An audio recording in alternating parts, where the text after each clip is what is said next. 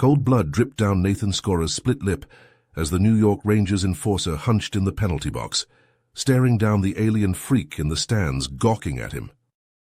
Tied 2-2 with only minutes left in the third period against their arch-rivals, the Boston Bruins, the Rangers needed a miracle. And Scorer planned to smash his way to one, leaving Bruins' bodies in his wake. But something else smashed its way into Scorer's awareness first. In the stands nearby, towering over the human spectators, stood a gangling, wattle-necked Ithorian, the mantis-like head cocked as it studied Scorer, compound eyes unblinking. "What the fuck?" Scorer grunted to himself. The grey freak wore some kind of shiny suit, not a hockey jersey. The weirdo didn't belong. Scorer didn't have time to ponder the alien. The penalty box door banged open, and he launched back onto the ice as the garden erupted. He had a goddamn game to win. Humanity's dominance over these alien dipshits depended on it. If Scorer couldn't pull out a victory here, the extraterrestrial ambassador would return to its galactic council overlords, trumpeting humanity's weakness. Earth needed this win, and the Rangers' fate all rode on Scorer's shoulders. There were only seconds left. Scorer snagged the puck on a thread-the-needle pass from a teammate. He drew back his stick, zeroing in on the upper right corner of the net. With a guttural roar, he unleashed a seismic slapshot. The vulcanized rubber skipped off the goalie's glove and... Nathan pulled his pickup truck into the Rangers' practice facility parking lot, his mind still reeling from last night's game. The image of that gangly alien gawking at him from the stands kept flashing through his head. He grabbed his gear bag and headed inside, wondering what the hell an extraterrestrial wanted with him. As he pushed open the door to the rink, he stopped short. The mantis-headed alien from last night stood in the middle of the ice, along with two other similar-looking creatures. All three wore Rangers practice jerseys over their shimmery suits. "Ah, Nathan Scorer." The center alien glided toward him, wobbling on his skates. "I'm Ambassador Pryler. These are my aides, Xyloth and Corvin. Thank you for agreeing to meet with us." Nathan shook Pryler's offered hand, the alien's leathery skin cool against his palm. "Sure thing, Ambassador. Gotta admit, I'm curious what you want with me." "We wish to learn about your sport," Pryler said, compound eyes gleaming. "Hockey, as you call it. We find it fascinating." Nathan spent the next hour going over the basics, how to hold the stick, proper skating form, the object of the game. Pryler and his aides listened intently, asking questions about strategy and rules. "So these checks you speak of," Pryler said, "they involve physical contact between players?" "Yeah, it's a big part of the game. Lets you steal the puck, throw the other guy off balance." Nathan demonstrated a shoulder check against the boards. Pryler's eyes shone with excitement. "I would like to attempt this checking." Nathan frowned. "I don't know, Ambassador. It can be pretty rough. Guys get hurt all the time." "I insist," Pryler said. "I wish to fully immerse myself in your sport." Against his better judgment, Nathan agreed. They squared up on the ice, skating slowly toward each other. At the last second, Nathan bumped Pryler with his shoulder. The spindly alien toppled to the ice in a tangle of limbs. Xyloth and Corvin started forward, but Pryler waved them off. He clambered to his feet, mandibles spread in what Nathan assumed was a grin. "Again!" They went on like that for an hour, gradually upping the intensity. Pryler took to it quicker than Nathan expected, staying on his feet more often than not. Kid had promise. Nathan was starting to enjoy himself when it happened. He bore down on Pryler, expecting him to dodge at the last minute like he had before, but the ambassador zigged when he should have zagged. Nathan plowed into him at full speed, sending him crashing into the boards with a sickening crunch. "Ambassador!" Nathan rushed to Pryler's side. The Ithorian lay crumpled on the ice, his limbs splayed at unnatural angles. Xyloth and Corvin crouched beside him, their translator devices buzzing with distress. Nathan fumbled for his phone and called the medical team, his heart hammering. As they waited for help to arrive, he noticed that Pryler's own translator had been damaged in the collision, the lights on its side dark. The med staff hustled onto the ice with a stretcher, gently loading Pryler on. One of them turned to Nathan, her face grim. "Looks like a concussion and a broken arm. We're taking him to the hospital." As they wheeled Pryler away, Xyloth touched Nathan's arm. "The ambassador has a message for you." The aide's voice was stilted, his English heavily accented without the translator. "He says, 'This is not your fault. I underestimated the dangers of your sport, but I do not regret the experience. Please continue to teach others about hockey, and I will do my best to promote understanding between our species." Nathan could only nod, watching as the med team disappeared down the tunnel with Pryler. Shit, this was not how he'd wanted the day to go. Nathan's gut churned as the ambulance raced through the city streets, siren blaring. He sat in the back, watching the Ithorian medical technicians work on stabilizing Pryler. Xyloth and Corvin huddled nearby, their translator devices buzzing with worried chatter. When they arrived at the hospital, chaos erupted. Nurses and doctors swarmed around Pryler's stretcher, shouting orders. But Nathan could see the confusion on their faces. They had no idea what to do with an alien patient. "His physiology is different," Xyloth said, his voice strained. "Your doctors, they do not understand." Nathan stepped forward. "Tell me what you know. I'll make sure they get the information they need." Over the next few hours, Nathan acted as a go-between, relaying details about Ithorian biology from Xyloth and Corvin to the medical staff. He explained about their unique respiratory system, their higher tolerance for certain medications, the way their exoskeleton could complicate setting bones. It was exhausting work, but Nathan refused to leave Pryler's side. He felt responsible for what had happened. If he had just been more careful. News vans started pulling up outside the hospital, reporters clamoring for a statement. Nathan caught glimpses of himself on the waiting room TV, his face splashed across every channel. "Hockey star injures alien ambassador," one headline blared. "Diplomatic incident brewing," asked another. Nathan's phone buzzed with calls from his agent, his coach, his teammates. He ignored them all. The only thing that mattered right now was making sure Pryler pulled through. Xyloth approached him, his mandibles twitching. "The Galactic Council has sent a team of our own medical specialists, but they are very far away. It will be days before they arrive." Nathan nodded, his jaw tight. "We'll do everything we can for him until then, I promise." As the hours turned into days, Nathan barely left the hospital. He fetched coffee for Xyloth and Corvin, listened as they told stories of their homeworld and the delicate dance of intergalactic diplomacy. "Ambassador Pryler believes that all species have much to learn from each other," Corvin said. "That is why he was so eager to understand your hockey. He thought it could be a bridge between our peoples." Nathan swallowed hard. A bridge. Instead, his own hot-headed playing might have burned that bridge to the ground. He thought about all the times he'd let his temper get the best of him on the ice. The fights, the cheap shots, the reckless hits. He'd always justified it as playing his role on the team, but maybe there was a better way. The Ithorian doctors advised putting Pryler into a coma. A knot formed in Nathan's throat as he watched them hook the ambassador up to a tangle of tubes and wires. "It will give his brain time to heal," one of the specialists said through a crackling translator. "But his condition is still very serious." Nathan sank into a chair at Pryler's bedside, his head in his hands. He couldn't shake the feeling that the ambassador's fate rested squarely on his shoulders. Nathan paced the hospital waiting room, his mind churning. It had been days since Ambassador Pryler slipped into a coma, and the guilt gnawed at him like a vulture picking at carrion. He rubbed his stubbled jaw, exhausted from the sleepless nights spent at the Ithorian's bedside.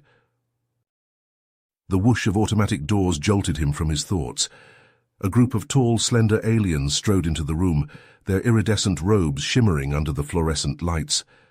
At their head was a stern-faced Corvin, his obsidian eyes fixed on Nathan. "I am Ambassador Zarthox of the Galactic Council," he said, his voice a rumbling baritone. "We have come to investigate the incident that left our esteemed colleague, Ambassador Pryler, incapacitated." Nathan squared his shoulders. Of course, Ambassador. I'm happy to answer any questions you have. Zarthox's gaze bored into him. We will start with the basics. Explain to me the nature of this hockey and how it led to Pryler's injuries. Nathan took a deep breath.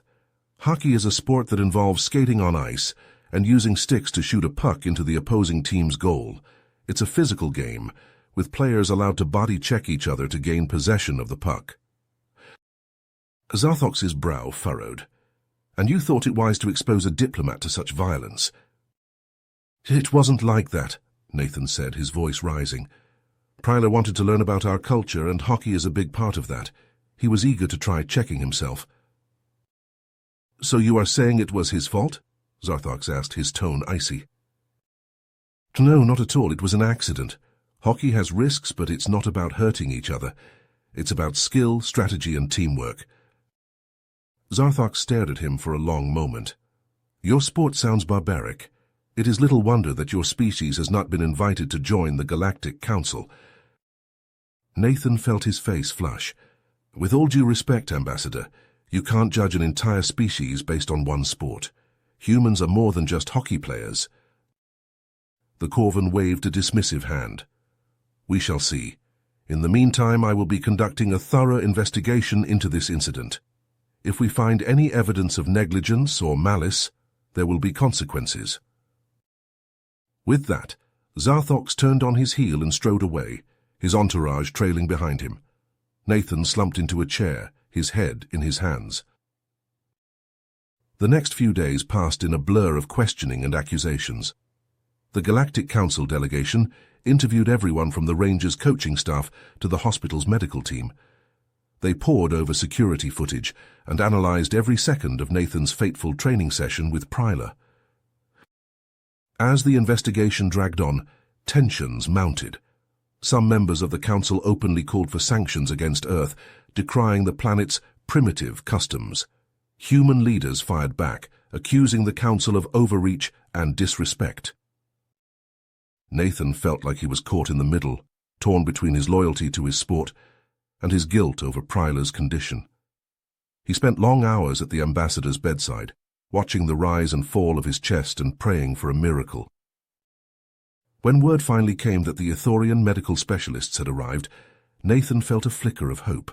He watched as they filed into Pryler's room, their long fingers dancing over the array of machines and monitors. Hours passed with no news.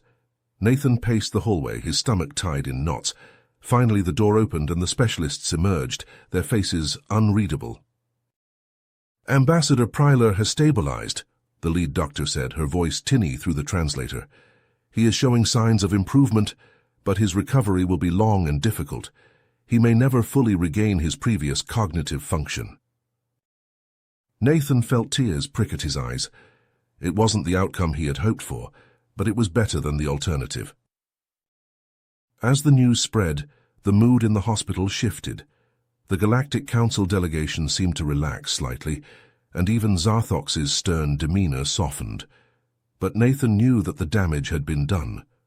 The incident had strained the already tenuous relationship between humans and the Council, and it would take more than Pryler's recovery to mend those wounds.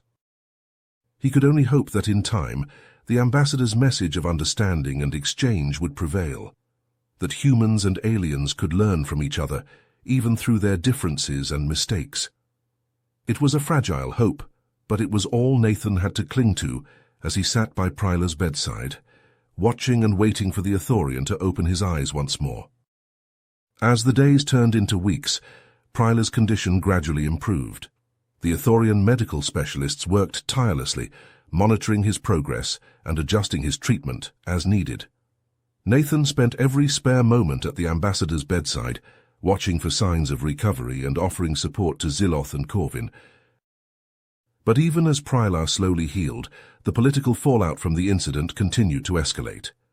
The Galactic Council, under pressure to take decisive action, announced that they were suspending all diplomatic relations with Earth, pending a full investigation. This decision is not taken lightly, Ambassador Zarthox said in a statement to the press, but we cannot in good conscience continue to engage with a species that has shown such disregard for the safety and well-being of our diplomats. The announcement was met with outrage from human leaders, who accused the Council of overreacting and failing to take responsibility for their own role in the incident. Ambassador Pryler knew the risks when he stepped onto that ice, the U.S. Secretary of State said in a heated press conference. To punish an entire planet for the actions of one individual is a gross miscarriage of justice. Nathan watched the news reports with a growing sense of dread. He knew that he was at the center of this crisis and that his actions had put Earth's future in jeopardy. He had to do something. But what? The answer came to him in a sudden flash of clarity. He picked up his phone and dialed his agent's number. "I need you to set up a press conference," Nathan said, his voice steady. "I have an announcement to make." The next day, Nathan stood before a crowd of reporters, his heart pounding in his chest. He took a deep breath and began to speak. "I am here today to announce my resignation from the New York Rangers," he said, his voice echoing through the room. "I have decided to travel to the Galactic Council's headquarters to speak on behalf of humanity and to take responsibility for my actions."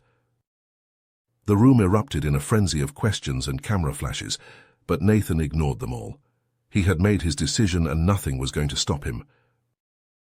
The journey to the Council's headquarters was long and arduous, taking Nathan through the farthest reaches of the galaxy. When he finally arrived, he was met with a wall of hostility from the alien delegates. "You have some nerve showing your face here," a Corvan ambassador spat, his obsidian eyes flashing with anger. "After what you did to Ambassador Pryler, you should be in a prison cell, not standing before the Council." But Nathan refused to be intimidated. He demanded an audience with the Council's leadership, and to his surprise they agreed to hear him out. As he stood before the assembled delegates, Nathan felt a sense of calm wash over him. He knew that this was his chance to make things right, and he was determined not to waste it. "I come before you today to take full responsibility for my actions," he began, his voice steady. "What happened to Ambassador Pryler was a tragic accident, and one that I will regret for the rest of my life." He went on to describe the events of that fateful day, sparing no detail. He spoke of his own arrogance and lack of judgment, and of the toll that the incident had taken on him, both personally and professionally. "But I also come before you to argue that this incident, while tragic, should not be used as an excuse to sever ties between Earth and the rest of the galaxy." Nathan continued, "We have so much to learn from each other, and so much to gain from continued cooperation and dialogue." He spoke of the ways in which humans and aliens could enrich each other's lives, from shared cultural experiences to scientific collaboration. He pointed to the progress that had already been made and the potential for even greater achievements in the future. As Nathan spoke, he could feel the mood in the room begin to shift. Some of the delegates were nodding along with his words, while others looked thoughtful and contemplative. And then suddenly, a voice rang out from the back of the room. It was Pryler, his image projected onto a giant screen behind the Council's dais. "I have been listening to Nathan's words, and I am moved by the sincerity of his apology," the Ithorian said, his voice still weak but filled with conviction. "I urge the Council to reconsider their decision to cut ties with humanity. We cannot let one tragic incident define our entire relationship." The room fell silent as Pryler's words sank in, and then slowly but surely the Council began to nod in agreement. In the end, they voted to maintain diplomatic relations with Earth, but with strict new guidelines in place to ensure the safety and well-being of all parties involved. Nathan felt a sense of relief wash over him, knowing that he had done his part to help heal the rift between their two worlds.